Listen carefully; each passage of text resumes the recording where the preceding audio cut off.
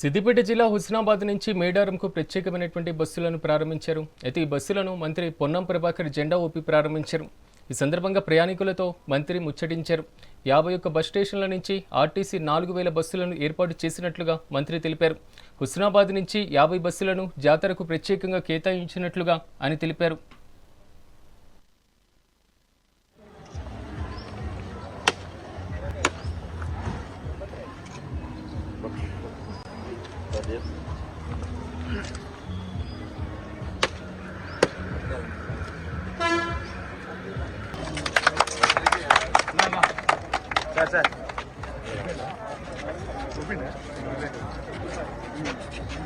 రండి రండి ఫ్రీ బస్సులు మాయారం జాతర నమ్మకమైన దేవత రండి రండి రండి తెలంగాణ జాతర దేవత జాతర రండి అమ్మవారి జాతర.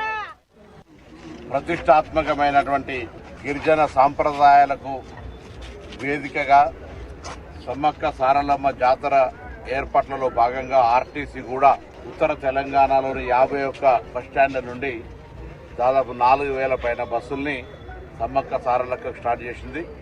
ఈరోజు హుస్నాబాద్ నుంచి కూడా మరి బస్సును లాంఛనంగా ప్రారంభించాం.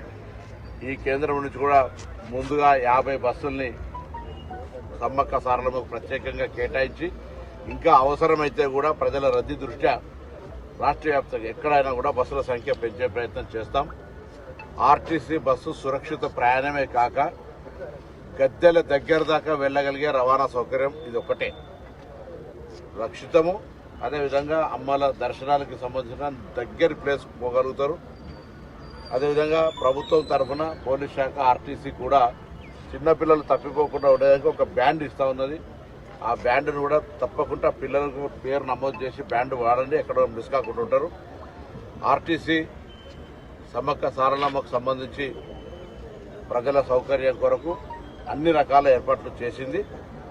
పర్యవేక్షణ మేనేజింగ్ డైరెక్టర్, ఇతర ఉన్నతాధికారులు, మొత్తం 50 సిబ్బంది 28 నుంచి ప్రారంభమయ్యేటువంటి బుధవారం నుంచి ప్రారంభమయ్యే జాతర 1వ తారీఖు వరకు ఎటువంటి ఇబ్బంది లేకుండా ప్రయాణికులు, ముఖ్యంగా నా అక్కా చెల్లెలందరికీ ఉచితంగా మహాలక్ష్మి ద్వారా ఆ అమ్మల దర్శనం చేసుకునే అవకాశం ఉంది. కాబట్టి అందరూ కూడా ప్రయాణం సురక్షితమైన ఆర్టీసీ బస్సులో చేయాలని సందర్భంగా విజ్ఞప్తి చేస్తాం.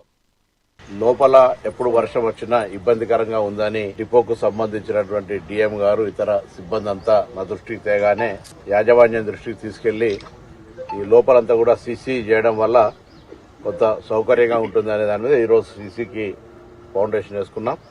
అదేవిధంగా హుస్నాబాద్ బస్ స్టేషన్ కూడా అన్ని రకాల సౌకర్యాలు, ప్రయాణికుల సౌకర్యాలతోటి దాన్ని పూర్తిగా రెనోవేట్ చేసుకున్నాం.